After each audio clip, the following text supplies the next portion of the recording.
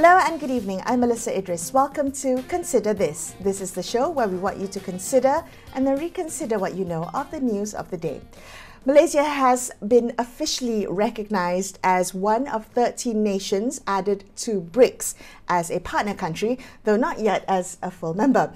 But Malaysia, as Malaysia joins this diverse and at times divided group, the question remains as to whether the country stands to gain and what it stands to risk. Joining us on the show to delve further into this topic is Elina Noor, who's a Senior Fellow of the Asia Program at the Carnegie Endowment for International Peace based in Washington, D.C. Elina, thank you so much for joining us on the show today.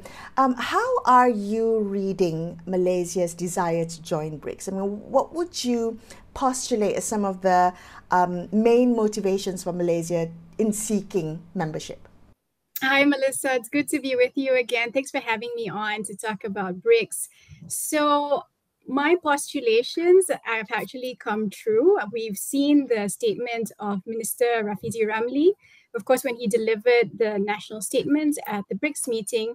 And it's basically, I think, what many analysts, including myself, have thought of Malaysia's intentions when it comes to expressing a desire to enter BRICS.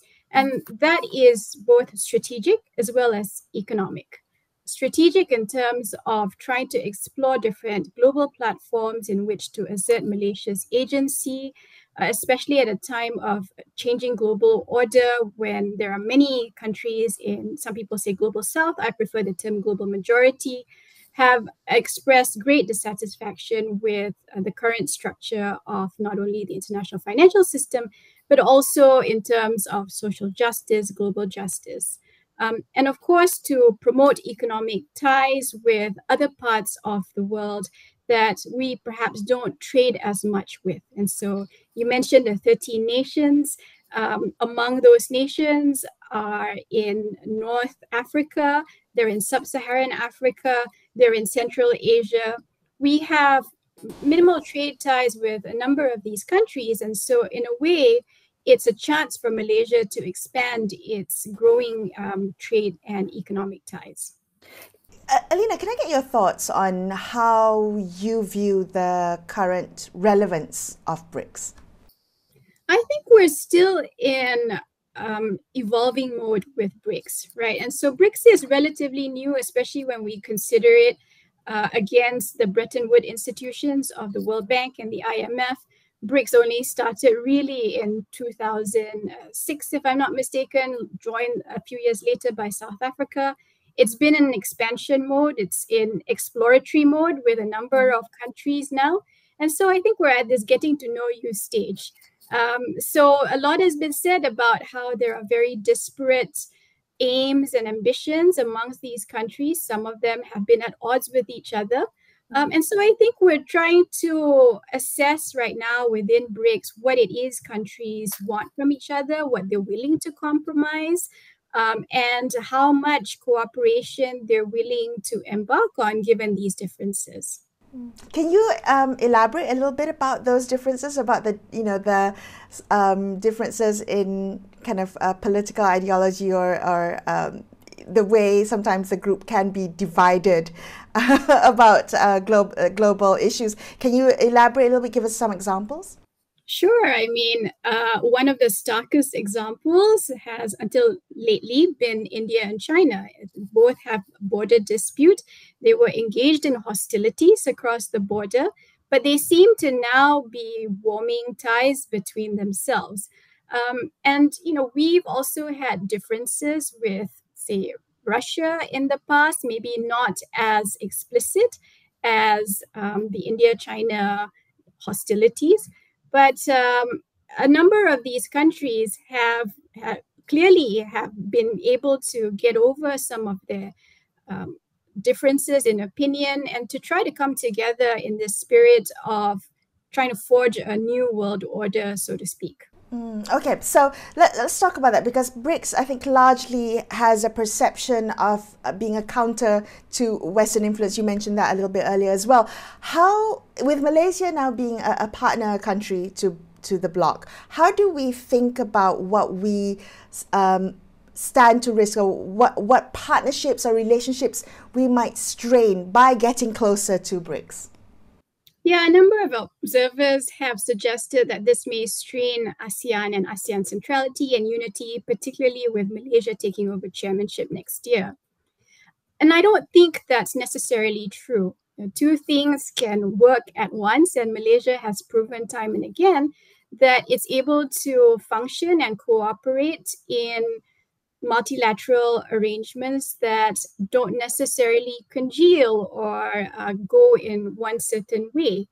And I think actually the admission of Malaysia as a partner country to BRICS right now is complementary to Malaysia's ASEAN chairmanship statement, right? This idea of inclusivity, getting to a table with different countries in a different setting actually boosts and supplements a lot of Malaysia's own diplomatic efforts.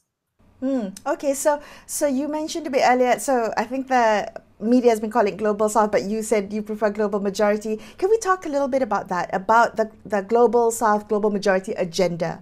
And Malaysia has, Prime Minister Anwar Ibrahim has come up as a strong advocate for furthering the agenda. How do you think aligning with BRICS might be aligned with that?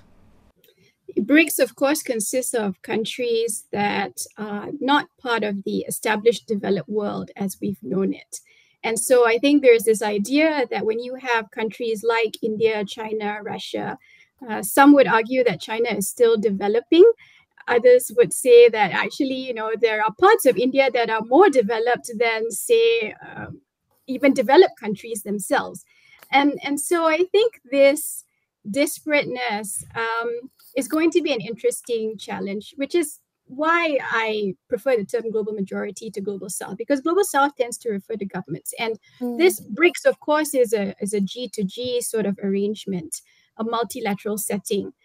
But when we talk about the global majority, it's about taking into account populations as well that have been marginalized within developing countries themselves. So the pockets of the underprivileged, the underserved in Malaysia, in India, elsewhere. And I think this aligns with some of what Prime Minister Anwar is trying to do, right? He recently passed his budget to some criticism of the budget being too pro-poor, for example. But it's going to be an interesting balance for both Malaysia to strike internally within Malaysia as well as externally when it tries to project some of its own diplomatic aspirations in a platform like BRICS. Elina, just zooming out, so you said earlier there has been growing dissatisfaction with Western economic and political structures. And I'm just wondering, how do you see the global majority agenda evolving in the coming years, especially in this multipolar world and the call for more equitable global governance? Is there momentum in this geopolitical shift of powers?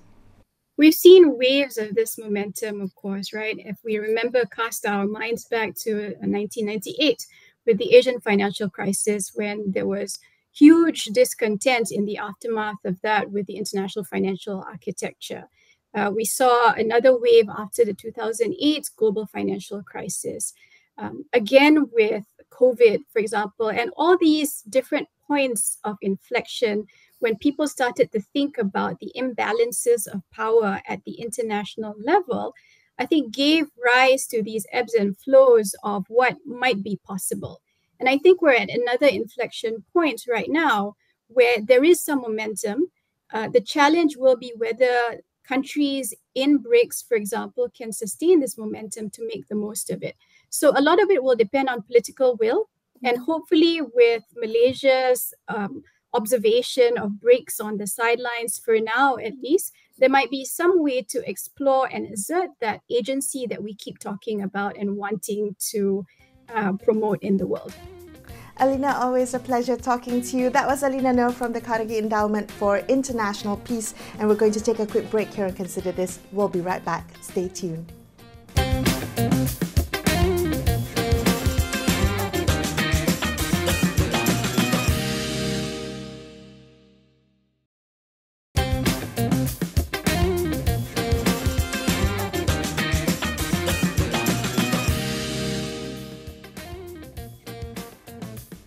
Hi, welcome back to Consider This. I'm Melisa Idris. Let's continue our discussion about Malaysia being officially accepted as a partner country of BRICS. What do we stand to gain and what might we risk? Joining us now to delve into this further is Tan Sri Dr. Munir Majid, visiting senior fellow at the Centre for International Affairs, Diplomacy and Strategy at the London School of Economics and Political Science. Tan Sri Munir, it's a pleasure to have you. Thank you so much for being on the show with me today.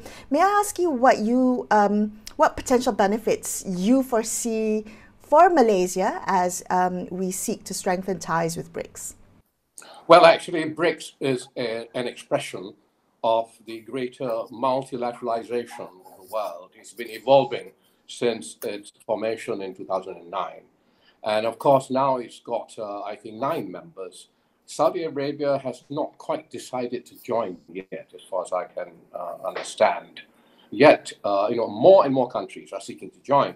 And Malaysia has been accepted as a partner country for BRICS, along with 12 other countries, 13 countries. And insofar as ASEAN is concerned, there are 3 ASEAN countries who have also been accepted as partner countries. And therefore, there's a linkage, between Malaysia and BRICS countries and between ASEAN and BRICS countries. So it can only be to the good that you have more and more linkages which will increase trade, investment, collaboration among countries who are members of both sides of the regional organizations. And therefore, I think there will be benefits that be coming from the technology that some of these BRICS countries have, like Russia has got technology that might be useful for Malaysia in terms of sustainable policies, what we can learn from the experience of China in terms of sustainability. Of course, the question will arise, we are already in a relationship with China, through our CEP, and through our own bilateral trade relationships. But there is no gainsaying that there will be benefits from a greater concentration of relationships and meeting more often on platforms which seek to be platforms of collaboration. Therefore, I think, 1, greater multilateralization, 2, greater meetings and platforming and discussing, areas of collaboration.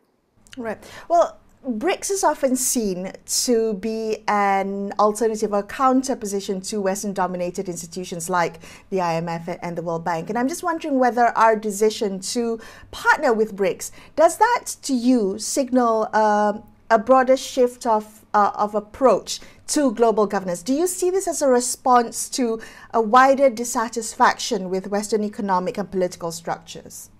Well, we're part and parcel of the world. And I think the West has shot itself in the foot on many scores. Obviously, Ukraine has become less than a straightforward matter of Russian invasion. And then, of course, Gaza has become a deadly example of double standards.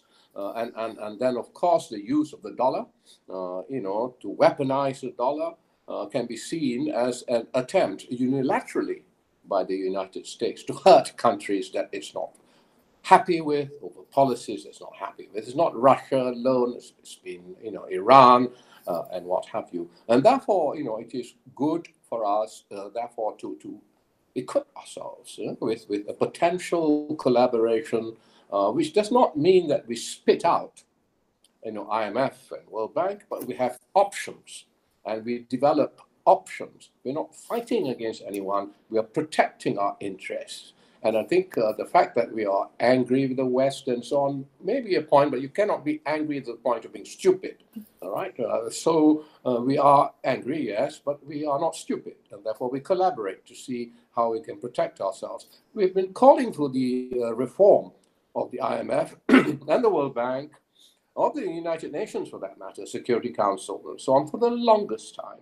So BRICS will form a platform to push further this platform. We look at the BRICS communique or declaration in Kazan, in the meeting just held, there's a lot of reference of reform of IMF and the World Bank, of reform of the Security Council membership, although, of course, it does not say that,